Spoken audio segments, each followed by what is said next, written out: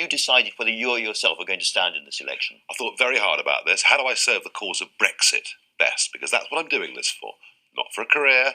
I don't want to be in politics for the rest of my life. Do I fight a seat, try and get myself into Parliament, or do I serve the cause better, traversing the length and breadth of the United Kingdom, supporting 600 candidates? And I've decided the latter course is the right one. So you're not going to stand yourself? No, very difficult to do both. Very difficult to be in a constituency every day and at the same time be out across the United Kingdom. Because I do want people to know that when they're told this gets Brexit done, it'll all be over by Christmas, I think is what Boris Johnson is saying this morning. They need to understand that actually what's on offer is a close linkage with all the European institutions, a next negotiating phase of at least 3 years. So I'm going out across the country starting tomorrow.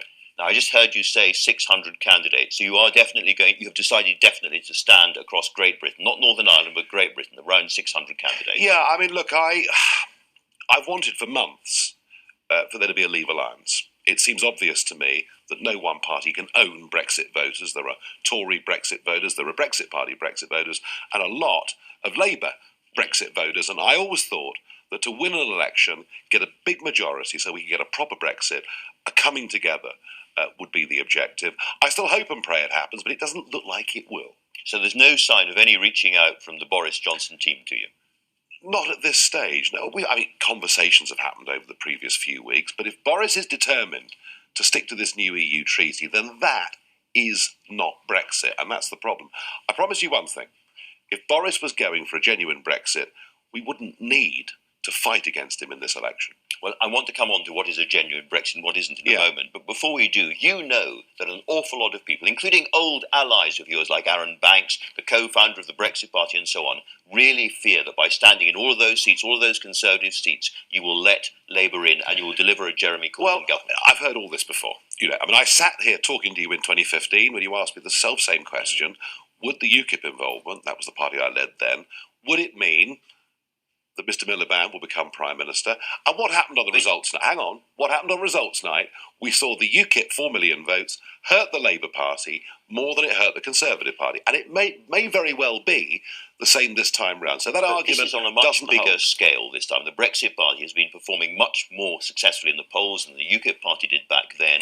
And there's clearly lots and lots of Conservative seats which could be handed to Labour. Labour think you could give them an extra 40 seats. And they thought that back in 2015, and it worked completely the other way around. David Cameron would not have got a majority without the UKIP vote. And again, it's this. We're looking at Brexiteers somehow through this centre-right Conservative prism, completely forgetting the 5 million people who voted Brexit and then voted for Jeremy Corbyn in 2017. And my argument would be, despite what we're hearing about Workington Man and all the rest of it, those people from those communities are more likely to vote Brexit Party than they are to vote Conservative.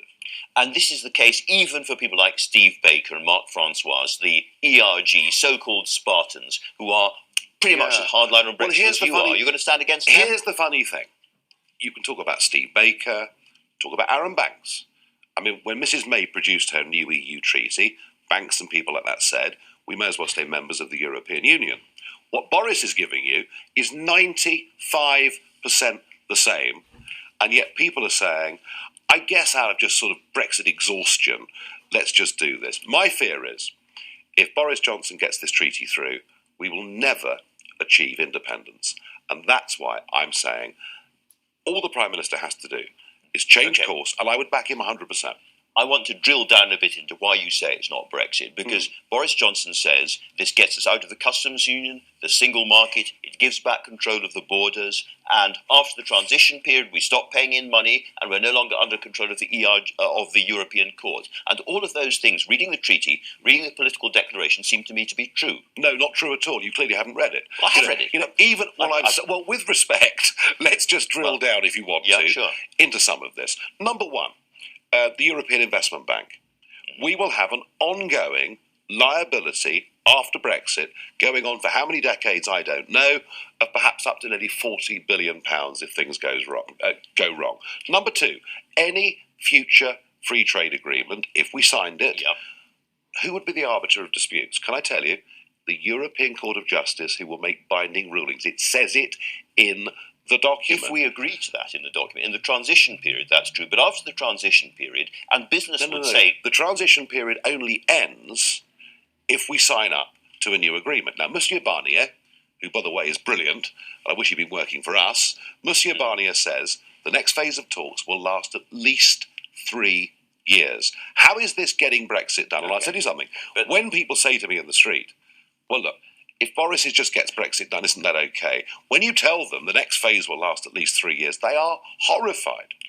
But the transition period, if you're a business and you want some way of getting from where we are now to where the new world that will be outside the EU, the new world transition, you need a smooth path. The new world will not be actually effectively outside EU rules, because what Barnier brilliantly has written in is that in any future free trade agreement, in everything from financial services to fisheries, we will be tied to the EU rule book, but of course, have no say over how those laws are made. Now, that is not Brexit. Brexit was, apparently, taking back control of our laws, our money, and our borders. And very clearly, this proposition does none of those things. But if we choose to leave at the end of the transition period with no deal at all, never mind the deal that Boris Johnson strikes, we can. It's clear in the document. Well, that's fine. We hear, yesterday we heard, that Boris Johnson apparently, in the Conservative manifesto, is going to drop the commitment to leaving with no deal, clean break. Well, if that happens, then we find ourselves in a position where probably the result of Boris's treaty going through is we finish up rejoining. This doesn't get Brexit done. I think this kills off the chance of us getting genuine independence. The great dilemma for an awful lot of voters is that they hear you and they say, OK, there's a point there, but they also hear Boris Johnson, who ran the Vote Leave campaign back in the day. He was one of the people, said it was down to him, who has sacked lots of Conservatives from his party to get his deal through and has fought very, very hard for this deal. And they think, if he says it's Brexit, I'm inclined to trust him. Well, I suggest you ask him some questions yourself about this. I mean, for example, in the House of Commons, when he was asked what it meant for Northern Irish exporters selling goods into Great Britain, he didn't know that under what he'd signed, they'd need to sign customs declarations.